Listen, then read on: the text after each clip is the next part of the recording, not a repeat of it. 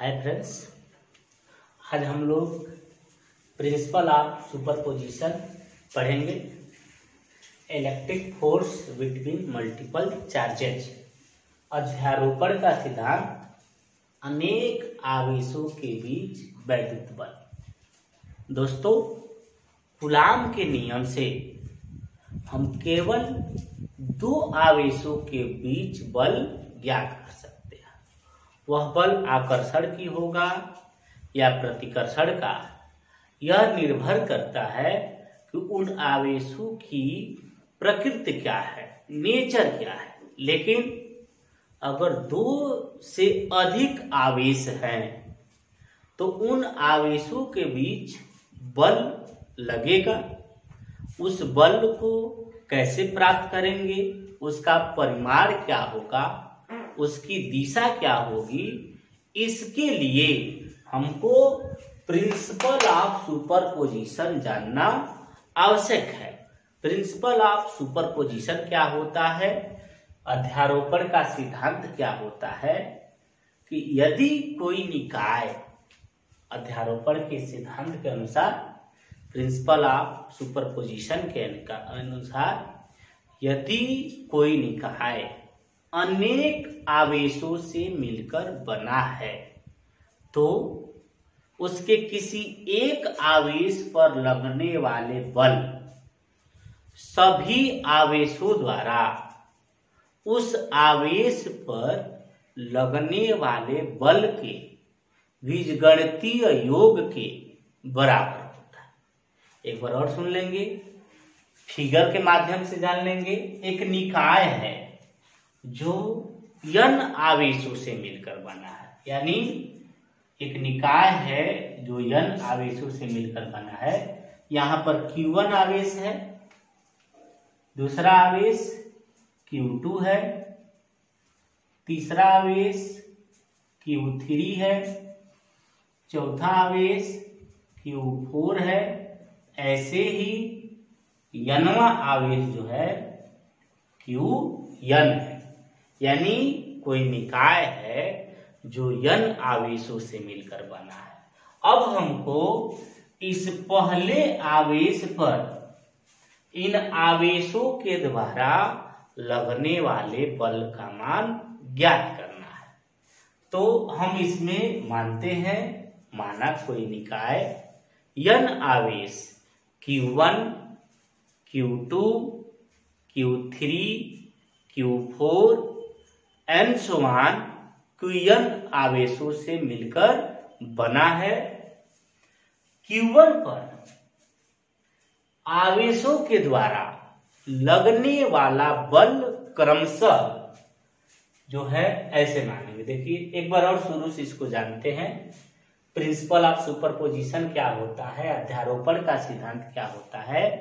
तो यदि कोई निकाय अनेक आवेशों से मिलकर बना है तो उन आवेशों में किसी एक आवेश पर लगने वाले बल का परिमाण जो होगा, उन आवेशों के उस आवेश पर लगने वाले बल के बीजगणितीय योग के बराबर होगा।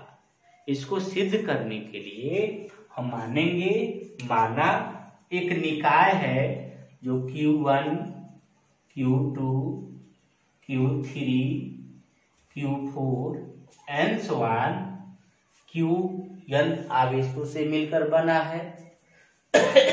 Q1 पर आवेशों के द्वारा लगने वाला बल क्रमशः F21 यानी दूसरे आवेश द्वारा पहले आवेश पर लगने वाला बल,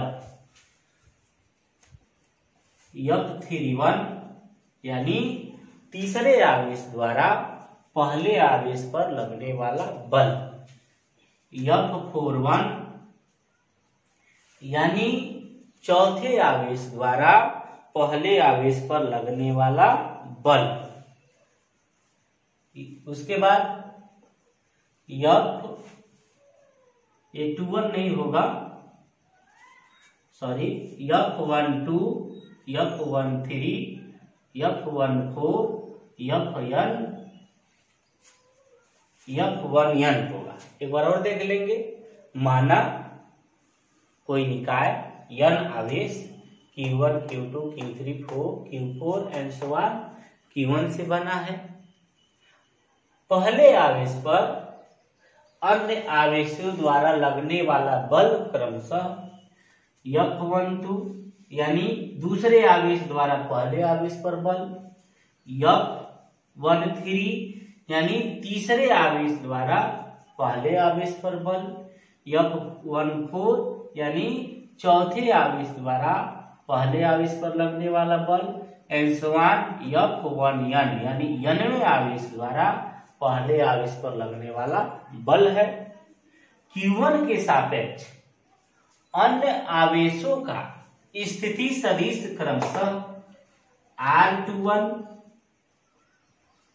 R31, R41 and so on Rn1 यानी पहले आवेश के सापेक्ष दूसरे आवेश का जो स्थिति सदिश है वह R21 है, तीसरे आवेश का R31 है, चौथे आवेश का R41 है और पांचवें आवेश nवें आवेश का Rn1 है। इसको हम मान लेंगे। मानने के बाद अब F12 जो होगा यानी force between first and second charge, ये F12 जो होगा कूलाम के नियम से 1/4 पाई एप्सिलॉन 0 Q1 Q2 अपान R21 का स्क्वायर R21 पर कैप। R21 पर कैप पिछले हेडिंग में भी हम लोग पढ़े थे। यह जो है यूनिट वेक्टर है, direction of force between Q1 and Q2 means Q1 और Q2 के बीच जो बल लग रहा है उस बल के दिशा में यूनिट वेक्टर है कौन, R21 पर कैप। इसके बाद force between third charge and first charge F13 equal to 1/4 pi epsilon 0 Q1 Q3 upon R31 का स्क्वायर और R31 पर कैप। फिर से R31 पर कैप क्या है, यूनिट वेक्टर। किस दिशा में, Q1 और Q3 के बीच लगने वाले बल के दिशा में। उसके बाद F14 जो होगा यानी force between first charge and fourth charge equal to 1/4 pi epsilon 0 Q1 Q4 upon R41 का स्क्वायर और R41 पर कैप। इसी तरह से F1n ये क्या है, force between first and N charge equal to 1/4 pi epsilon 0 Q1 Qn Rn1 का स्क्वायर और Rn1 पर कैप। एक बार और इसको देख लेंगे। हमको आज पढ़ना है अध्यारोपण का सिद्धांत, प्रिंसिपल ऑफ सुपरपोजिशन। हमको मालूम है, पता है कि कूलाम के नियम की सहायता से केवल दो आवेशों के बीच बल निकाला जाता है। यदि दो से अधिक आवेश हों तो उनके बीच बल निकालने के लिए हमको प्रिंसिपल ऑफ सुपरपोजिशन की सहायता लेना पड़ेगा। प्रिंसिपल ऑफ सुपरपोजिशन के अनुसार यदि कोई निकाय अनेक आवेशों से मिलकर बना है तो उन आवेशों के बीच लगने वाले बल का जो परिमाण होगा वह एक आवेश पर सभी आवेशों के द्वारा अलग अलग लगने वाले बल के बीजगणितीय योग के बराबर होता है। इसके क्रम में हम मानेंगे एक निकाय है जो n आवेशों से मिलकर बना है, जिनके आवेश Q1, Q2, Q3, Q4 and so on Qn है। पहले आवेश पर सभी आवेशों के द्वारा लगने वाला बल क्रमशः F12 यानी दूसरे आवेश द्वारा पहले आवेश पर बल, F13 यानी तीसरे आवेश के द्वारा पहले आवेश पर बल, F14 चौथे आवेश द्वारा पहले आवेश पर बल, डॉट डॉट डॉट F1n यानी nवें आवेश द्वारा पहले आवेश पर फोर्स। अब Q1 के सापेक्ष सभी आवेशों का पोजीशन वेक्टर क्या है?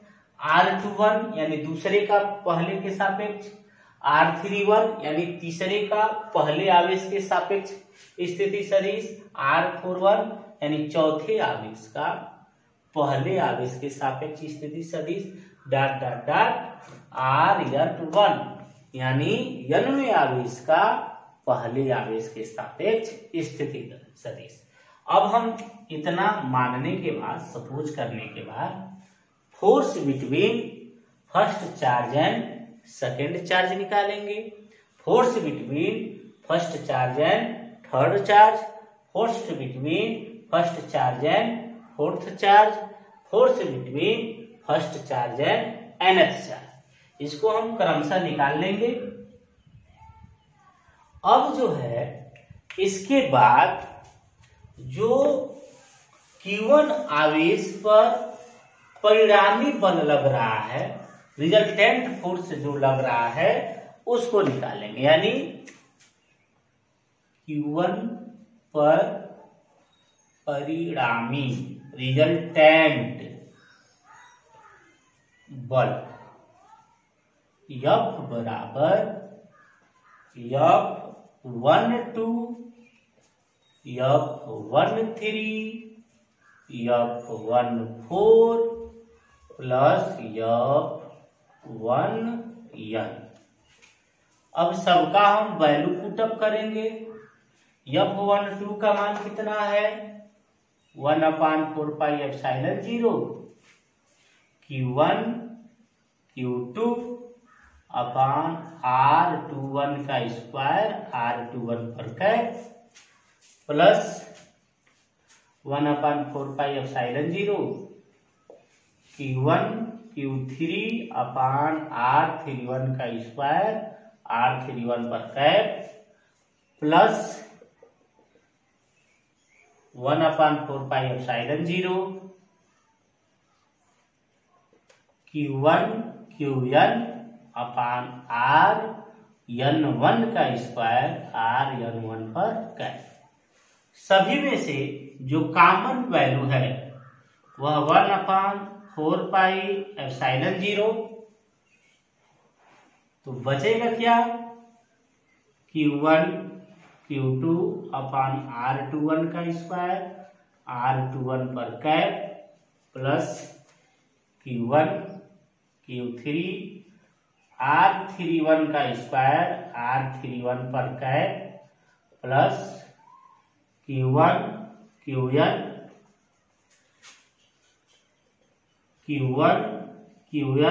अपान Rn1 का स्क्वायर, Rn1 पर कैप। ये बचेगा। इसको थोड़ा सा शॉर्ट फॉर्म में और लिखेंगे हम लोग।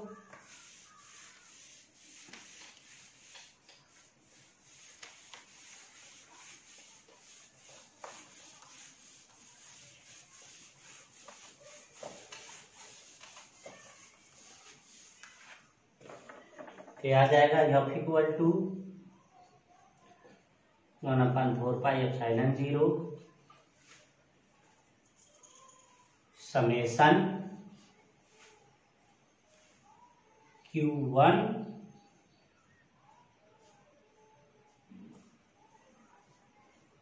समेशन ब्रैकेट में Q1 Q2 अपान R21 का स्क्वायर R21 पर कैप प्लस, इसको भी मिटाना पड़ेगा,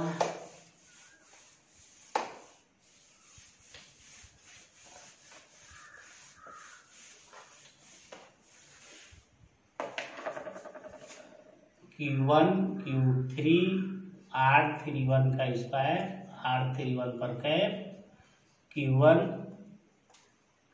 dot dot dot Q1 Qn Rn1 का स्क्वायर Rn1 पर कैप। इस फार्मूले से अनेक आवेशों के बीच लगने वाले बल का मान हम लोग ज्ञात कर सकते हैं। अब हम प्रिंसिपल ऑफ सुपरपोजिशन पर आधारित एक प्रश्न लगाएंगे। इसमें एक समबाहु त्रिभुज है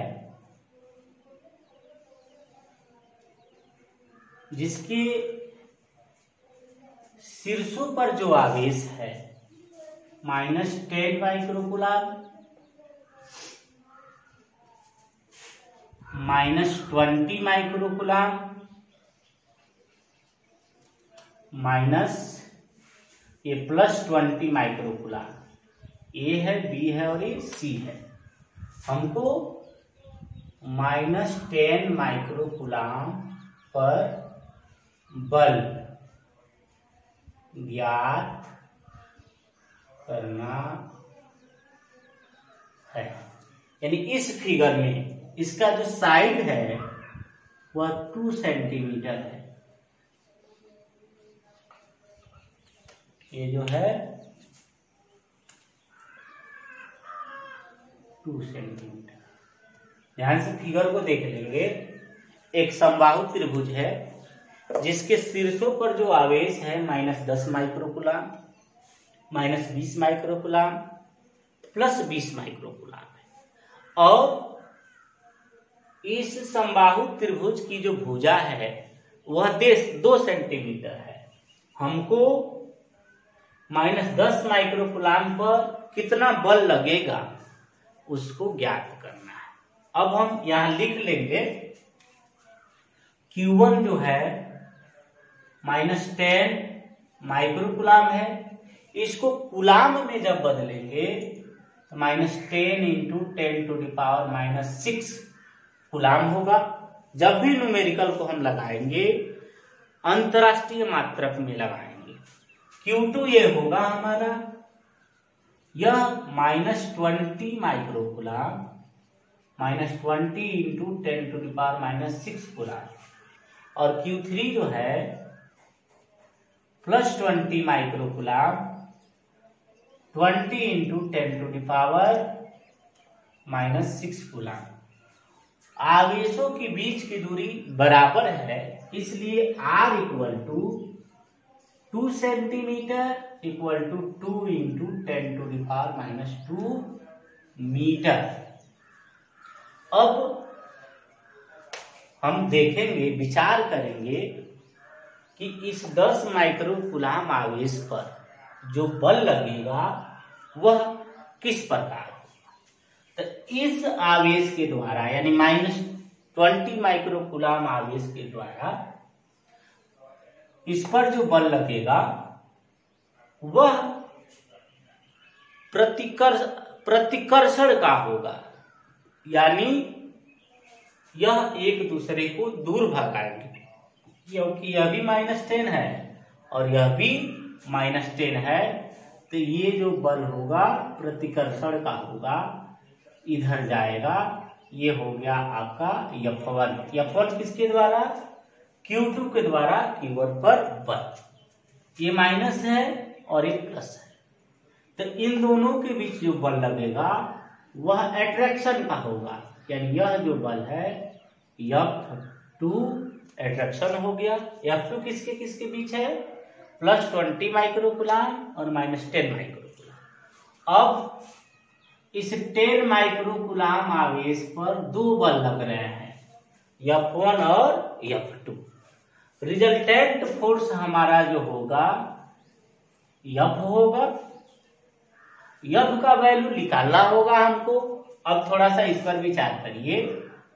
यह समबाहु त्रिभुज है तो यह कोण 60 होगा, तो यह एंगल भी 120 का होगा। अब हम फिगर से कूलाम के नियम से Q2 द्वारा Q1 पर बल निकालेंगे।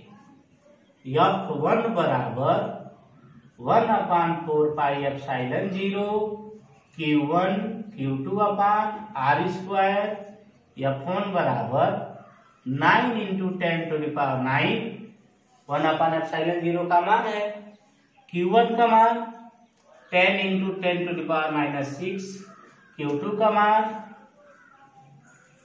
ये हो जाएगा 20 × 10⁻⁶, और R स्क्वायर का जो मान होगा 2 2 जा 4 × 10⁻⁴ होगा।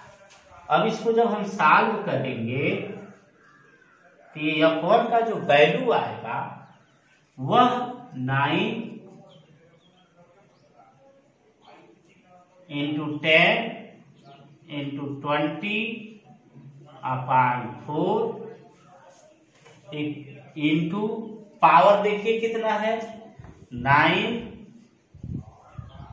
-6 और ये -4 ऊपर जाएगा तो +4 हो जाएगा। अब 4 का 5 बार में ये कैंसिल हो जाएगा, यानी F1 बराबर हमारा आ गया 9 × 10 90, ये 450, और ये कितना बच गया 9 4 30 12 जाएगा 10, यानी F1 = 4500 न्यूटन। इसी प्रकार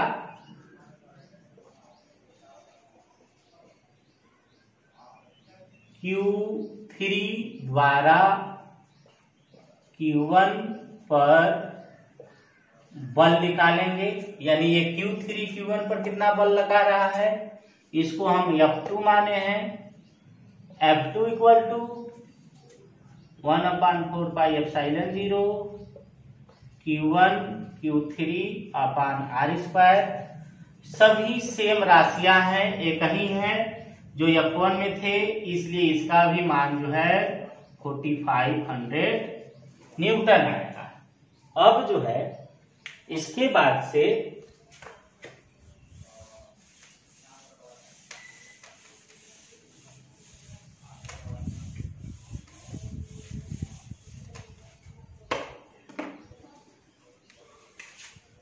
Q1 पर परिणामी बल सदिश के नियम से यह बराबर √F1 square F2 square 2F1 F2 cos theta. F1 का मान 4500, F2 का भी मान 4500, थीटा का मान 120, यानी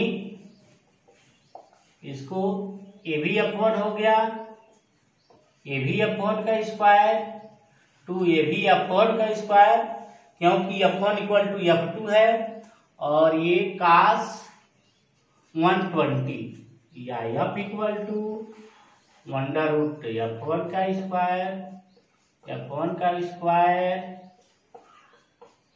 2F1 का स्क्वायर इंटू -1/2, क्योंकि cos 20 का मान -1/2 होता है। ये आपका आ गया, ये 2 से 2 कैंसिल, यानी ये बच गया केवल F1 का स्क्वायर। F बराबर F1 या F बराबर 4500 न्यूटन।